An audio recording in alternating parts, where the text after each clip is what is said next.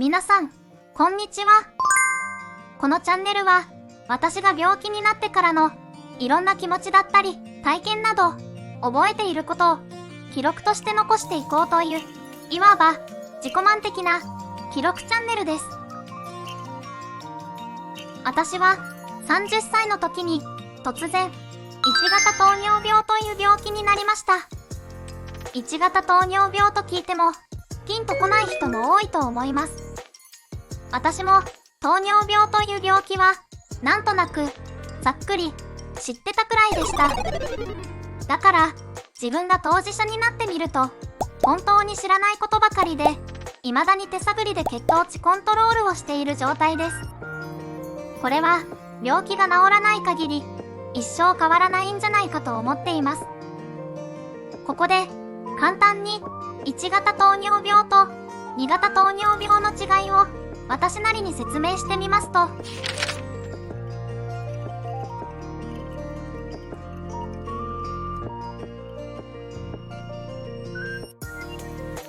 こんな感じかな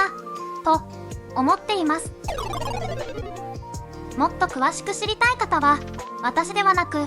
文明の利器に頼った方が確実です。今回は私が発病した時のことを思い出していきたいと思います。発病した時私はちょうど転職をした時期でした。その頃転職前の職場の健康診断で尿検査が再検査になっていたのに転職などで忙しいのを理由に少し放置していました。それからしばらくして新しい職場にも慣れて落ち着いてきた頃、体もきついし体重もめちゃくちゃ減り出したので、さすがになんかちょっとやばいかもななんて思っていました。体がきついのは転職で環境が変わったからだろうと思っていましたが、その時の体重の減り方が異常だったのです。職場の先輩にも当時のことを振り返った時、みるみる小さくなっていったとよく言われました。確か夜ご飯にスーパーで買ったお弁当とカットフルーツの盛り合わせ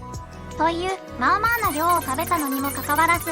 翌日の体重が今までなら増えているはずだったのに減っていて、それで恐ろしくなった記憶があります。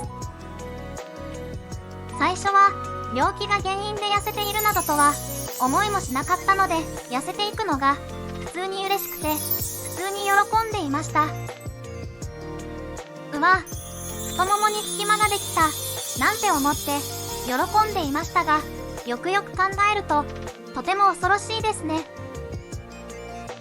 食べても食べてもなぜか痩せていき、しまいにはあばら骨が切れてくるまでになりました。こうなってくるとさすがに危険を感じて検査に行くことを決意したという感じです。病院に行くのを決心するまでに文明の利器でいろいろ調べまくって、多分糖尿病だろうなと自分の中では確信していました。そんなこんなで私はやっと病院に行くことになります。病院編はまた次回。ここまでご視聴いただきありがとうございました。同じ病気でも症状などは人それぞれ様々です。これはあくまで私の場合の話です。こういう人もいるんだくらいのゆるゆるな目で見ていただければと思います。